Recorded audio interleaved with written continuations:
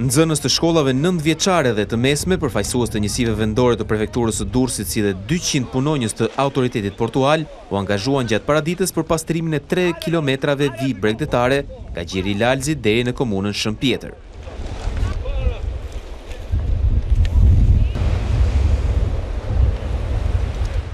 Në këtë aksion mori pjesë edhe deputeti i zonës Igli Cara, i cili u shpreh se është e domosdoshme që komuniteti të angazhohet në ruajtjen e mjedisit dhe krijimin e kushteve sa më të mira për pushuesit. Kjo është një nismë e cila duhet të vazhdojë, duhet të jetë nismë e të gjithë pushteteve lokale, e komunave apo dhe bashkive. Pastrimi ka qenë problemi ynë kryesor në fushën e turizmit.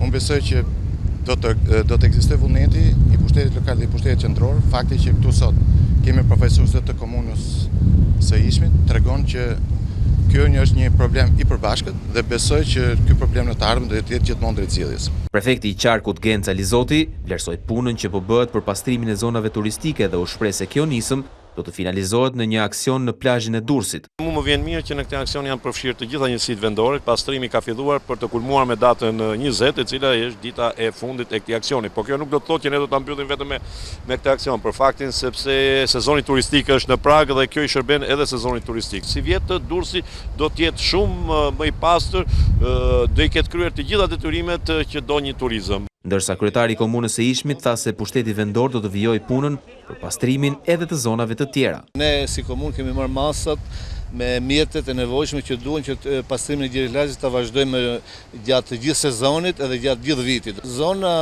turistike e Gjiri Lagzit premton për pushuesit shumë. Edhe turizmi ditor këtu është shumë i ndjeshëm dhe ai frekuenton shumë. Prurjet e lumenjve Ishëm dhe Erzen kanë bërë që vija bregdetare e Adriatikut të ndotet masivisht nga grumbullimi i mbetjeve urbane. Në datën 20 prill, qeveria ka shpallur aksionin kombëtar për pastrimin e plazheve dhe zonave të tjera të ndotura.